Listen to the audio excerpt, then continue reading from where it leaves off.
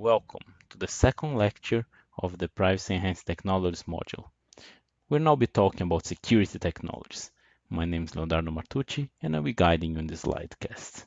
Security technologies are usually classified according to the objectives that they have in mind, or like the goals that this technology, this tool actually is fulfilling.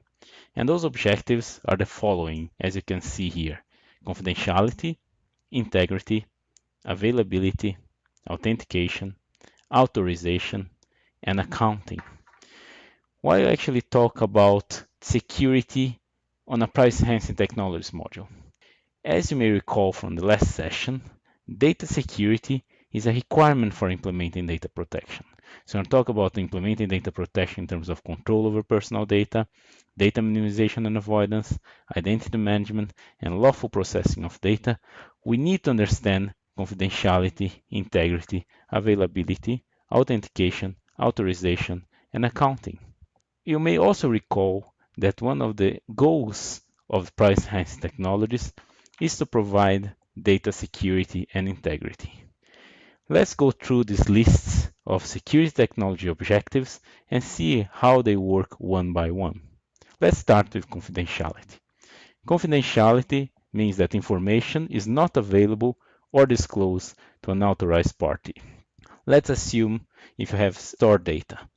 In this case, you have an evil user that you usually call Eve, and Eve wants to get data that's stored on a database.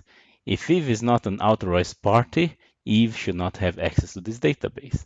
If you look at an example on the right, you have data in transit. When you talk about like data in transit or like communication between two parties in a network, usually when you talk about security, we say that Alice and Bob are communicating. So Alice to the left, Bob to the right, they're communicating. And if Eve tries to intercept this communication or read through what message is being transmitted, then Eve should not have access to this information. This information should not be disclosed to Eve. Therefore, if Eve has access to that, it's a breach of confidentiality. In this case, Eve doesn't have access, so Alice and Bob have confidentiality over the transmitted data. Integrity. If you go to the next point, integrity means that information is not modified by unauthorized parties or in an unauthorized manner. Let's assume this example down here to the left. Here we have a document that Eve tries to modify, in this case changing the background color to red. So if Eve is not authorized for doing so, she will not be able to do that without being detected. So if Eve tries to do that, or if she's able to do that, it should be means for you to detect that this file was modified. Or in an unauthorized manner. Let's assume that you have like the fox on the right, and the fox is allowed to change the font color from black to green. In this case, if the fox does that, the fox is allowed to do so. Therefore, it's permitted. But tries to change the background color to red, then is an operation that the fox is not allowed to, and therefore this operation should not be authorized. The next security goal is availability. And availability means that information is available when needed. So in this case, we have Bob. Bob has some information stored in a database. If Bob has access to this information, the information is available. If it doesn't have, it's a breach of availability. Let's talk about the next one. Next one is authentication. Authentication is assurance of identity claim, or it means that are you really who you claim to be? If you think about how we do that in real life, we usually have ID cards or passports. Then in this case, if Alice has to show her ID card to the police, she produces a document, or she will like show to the policeman a document that was issued by a government or issued by a tax authority or issued by a bank, or her driver's license, proving her identity to the policeman. When we talk about authentication or digital authentication on the network, how we provide authentication of websites, for instance, websites, they have like digital certificates that will prove who they really are. So if you need, in this case, if you look at the website of Karlsruhe University, you'll find a certificate there showing that this site belongs to Karlsruhe University. If you click through the small icon or the padlock icon that you have on the top of your browser screen.